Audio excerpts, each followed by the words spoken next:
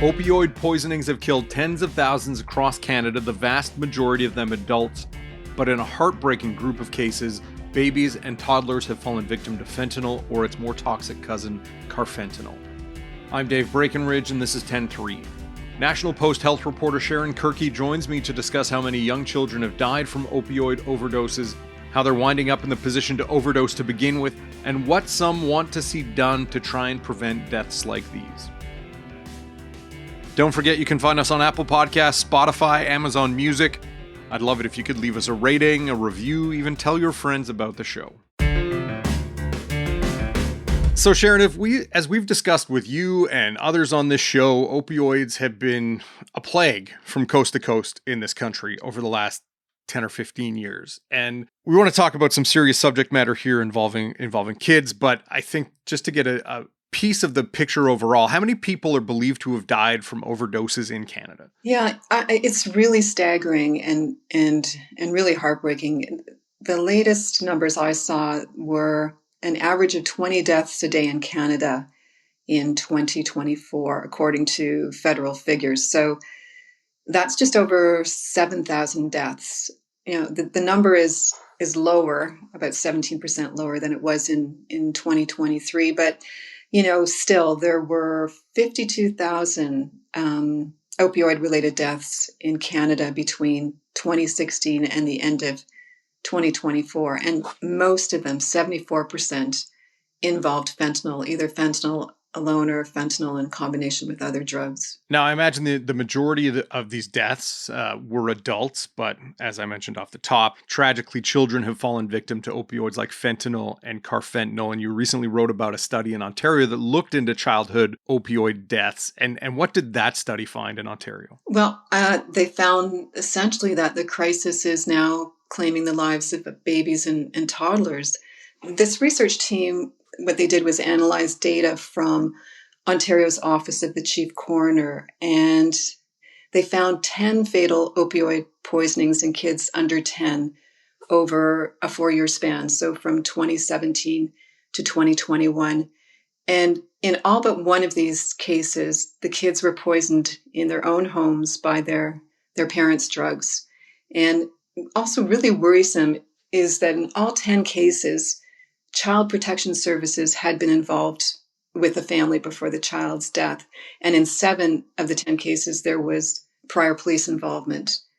So, and then I learned that in the years since the team study stopped, at least 16 more children in that same age group, kids under 10, have died from opioid poisonings in Ontario. And we say kids under 10. I mean, that is a pretty wide range. How young is the youngest we're talking about here? The youngest was 9 months old. In that Ontario study, there were 2 deaths in children 9 months old.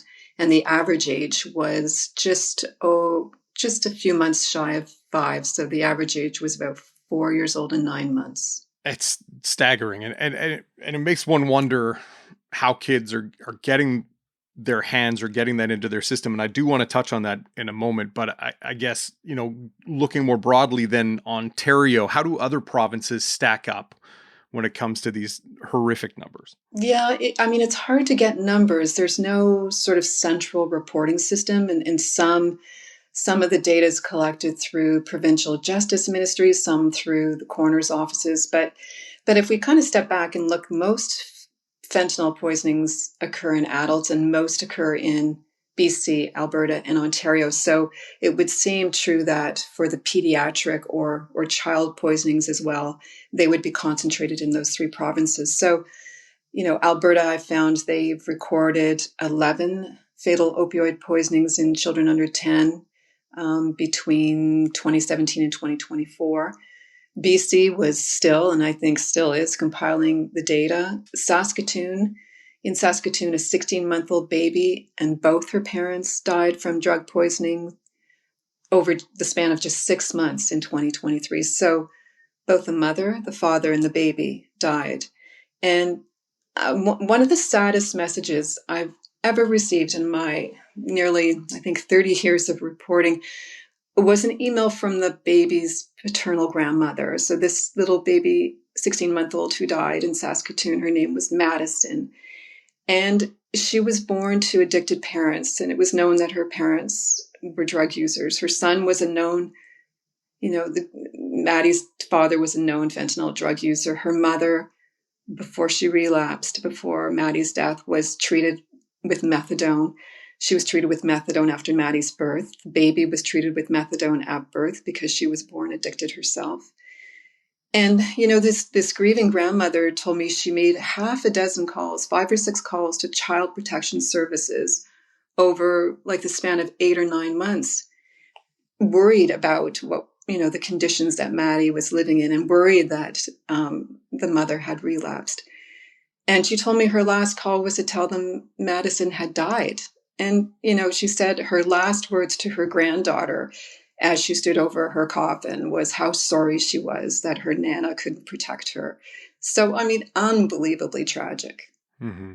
I mean, just hearing those words it as a parent, it strikes right to my core. And, you think about a child so small dying in a manner like that. And you talk about a home where both parents are drug users and trying to get help. And we perhaps can touch on the systemic issues that are at play there. But I guess first and foremost, how are kids, especially kids who can barely walk, getting fentanyl and other toxic drugs into their bodies? Like, what circumstances are these kids living in?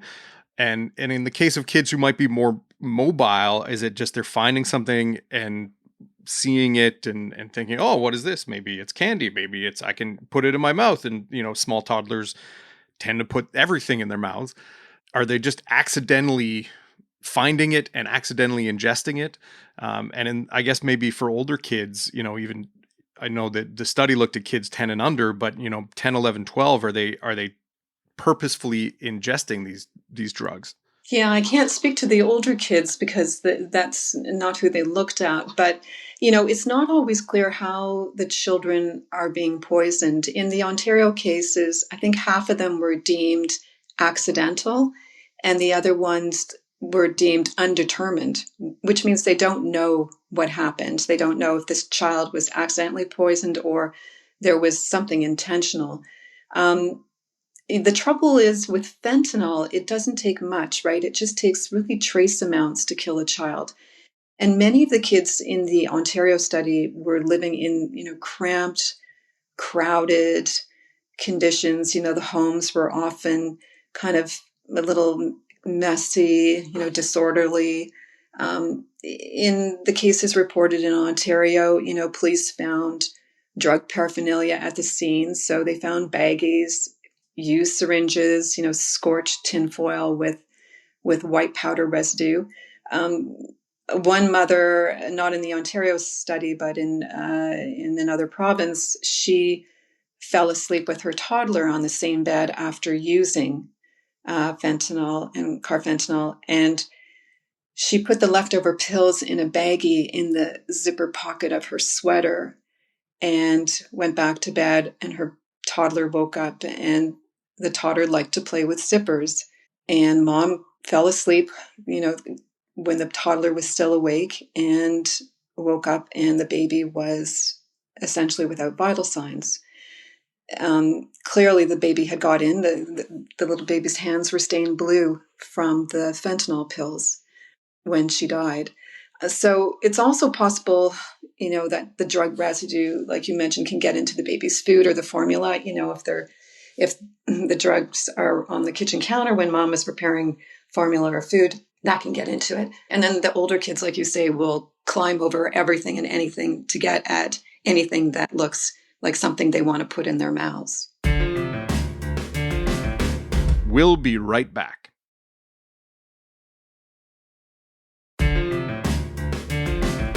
How does an overdose present in a child that young? Or what is a sign that, again, not that people are keeping fentanyl regularly in their homes, but I guess for the purposes of explanation of the process of how an overdose appears in a kid, like, is it they pass out, or they presenting different behavior? Like, how does it present in a small child? The thing is that kids often look really sleepy, at first. And in many cases, the parents said they put the baby or the toddler down for a nap because they look so sleepy. And that's because the opioids act on the central nervous system, right? They cause euphoria, but they also cause sedation. And in a high enough dose, they slow the breathing and they slow the heart rate. As one doctor told me that, eventually the heart just kind of packs it in. The opioid puts you to sleep and kind of convinces your brain to stop breathing. And as I mentioned before, it doesn't take gram quantities of fentanyl to kill a child. How big a problem is this? I know you mentioned that in Canada, some of the reporting is hard to come by in terms of data. Do we get a sense of the picture looking south? Are there numbers available from the US that paint a broader picture of this issue? Yeah, I mean, this isn't a problem unique to Canada. There was one study I found in the US where they recorded 731 fatal drug poisonings in kids under 5 across 40 states. I think the difference is that only 1/6 of those kids had an open child protection service case at the time of their death, which, contrasts really sharply with what the Ontario folks found, where it was virtually all of them. So that's led to real questions about what is it in our system that's failing these kids, and that's leading to these deaths. And it's not just, one death, that's multiple deaths across multiple jurisdictions. What do experts say about trying to keep kids from dying? I mean, the story that you told of this grandmother who wrote to you and had made calls to authorities about the state of conditions that her grandchild was living in. Are there caseload issues? Are there weak reporting structures? Like what are people saying needs to be done to help keep small kids from dying in such an awful way? Yeah, the lead author of the Ontario study is a former foster parent himself, and he and his wife were foster parents to many babies that were born drug addicted, meaning they were born to mothers who were using drugs throughout pregnancy. And he knows, firsthand just how under-resourced and overstretched child protection services are. There's just not enough money. There's a lot of demand. There aren't enough families willing to be foster families, which creates, more stress to the system. I guess what he and his co-authors said was that, in homes where there are drug users and kids, child protection services have to, they need to consider those facts when deciding what's best for the child. And that can mean making sometimes, unpleasant decisions that it shouldn't be about keeping the kids with the parents at all costs. Their recommendations were, if drugs are found, at minimum, child welfare services should, educate the parents on safe drug storage, how to use naloxone to deal with a suspected overdose, because it is as safe to use in children as it is in adults, and do follow-up visits, right? Including spontaneous, unscheduled visits to make sure that steps are being taken to keep any drugs, stored safely away from kids in the home. And as you said, Madison's grandmother said these tragedies also demand answers. Why did these children die while under the protection of child welfare services? Like I said, what are the failures that are allowing these children to die, and how do we fix them? And, that's something I'm really hoping to dive into deeply very soon. Mm-hmm. Well, I know it's a awful issue and one that affects many communities across the country, and I do appreciate your work in shining a light on it. Sharon, thanks very much for your time. Thanks, Dave. My pleasure. 10-3 is produced by Sean Knox, theme music by Bryce Hall. Thanks to my guest Sharon Kirkey. More from her at nationalpost.com. I'm Dave Breckenridge. Thanks for listening.